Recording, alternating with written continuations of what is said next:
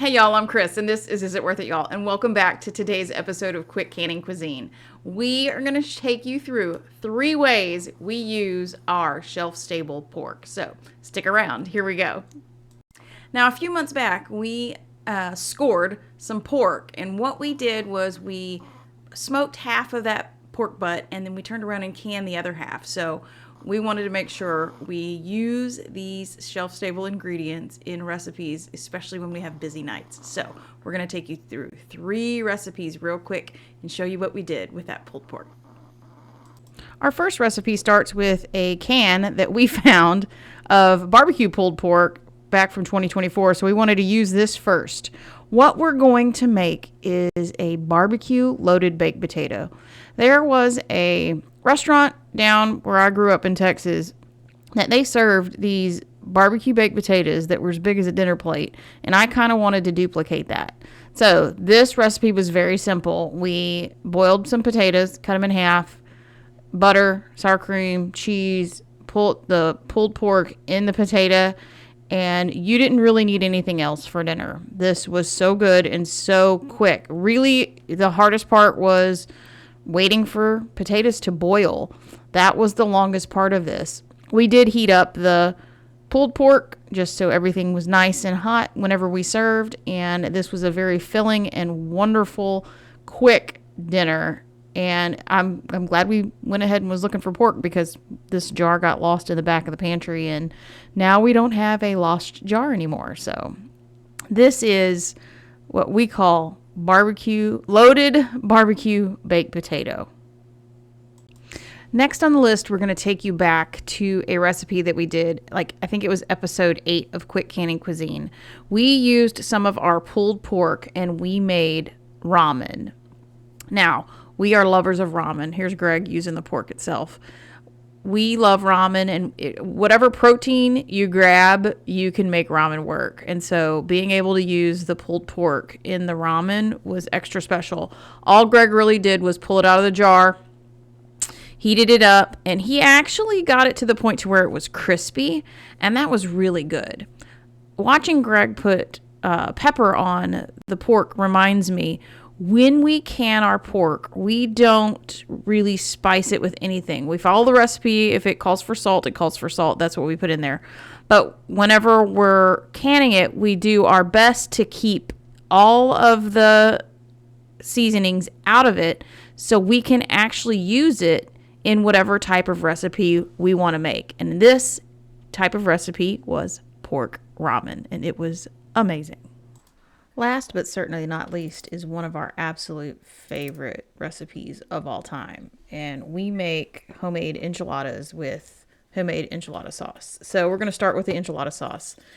And I've used several recipes. I usually never pick the same one. It's pretty close to the same ingredients.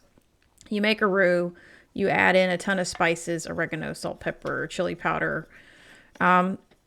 Any blend that you think that you would like, try them out. Don't do the same thing every time. I sure don't. We really liked this one. I cut back on the chili powder on this one and added 2 chilies in adobo sauce, and it turned out awesome. I found some pork stock downstairs, so instead of water, we're going to use pork stock in our pork enchiladas. So we toasted all of the seasonings, added the pork stock to create that, I guess it's like a mole sauce for the enchilada sauce. This one, definitely will do this one again. I'll link the inspiration recipe below. This was very good. We used the enchilada assembly process, this like we normally do. Oh, and I forgot we did some, we like to call it dirty rice, but this is just your basic white long grain rice, and I use tomato consomme in it, and it just makes it taste wonderful. So we are adding the tomato paste. I always get confused whether it's supposed to be paste or sauce. It's paste. And then we used our pulled pork to add to this to just make it absolutely phenomenal. Greg and I actually ended up polishing off this entire first go round of enchiladas in the big pan, and then we killed all the rice too. So this was really good. We did use the entire jar of pork. The only thing I would do different with the pork on this one is I would probably heat this up and drain the liquid, because I believe this was just kind of runny, and then I realized my bowl was too small. But I felt like this was runny and we needed to add or take away some of the liquid. It still worked out fine, but when you add the enchilada sauce into the actual pork mixture itself, I thought it felt like it was just too much. So biggest trick I have for you to make sure nothing sticks, pour some of that sauce in the bottom of that pan and coat the bottom of the pan and you'll be in good shape. So now we're back down to assembly. A little bit of the pork sauce mixture, cheese, layer them in the pan. This is it. It's a little bit time consuming. It's not terrible, but so well worth it. And I think I ended up doing, with a quart jar of that pork, I think I ended up rolling 20 enchiladas. And these are the little, I think they're 6-inch. I'll double check though. But I think they're the 6-inch corn tortillas, white corn tortillas that we imported from HEB when we went home last time. So I shove as many as I can in these pans. I get them nice and tight, and even go the other direction to get as many in as we possibly can. Once the enchiladas are actually, I think they're better the next day when they cool off completely and you can literally just cut them out into squares. And really doesn't matter where the enchilada started and stopped. It just becomes this one little square of yumminess. Like I said, we did need that second pan. This was just going to be this was actually going to be Greg's lunch or my lunch on Monday, but I think Greg ended up eating the rest of the enchiladas for breakfast the next day. He woke up, I'm like, what do you want for breakfast? He goes, enchiladas and 2 scrambled eggs. I'm like, all right, here we go. And there were no complaints. No complaints at all. And we did finish all that. So yeah, let's see if I can count them. 2, 4, 6, 8, 9, 10, 12, 14. Okay, 15. For some reason I thought it was 20. 15 enchiladas out of the entire batch. So the rest of that sauce that you're going to have, take it over pour it over all of your enchiladas.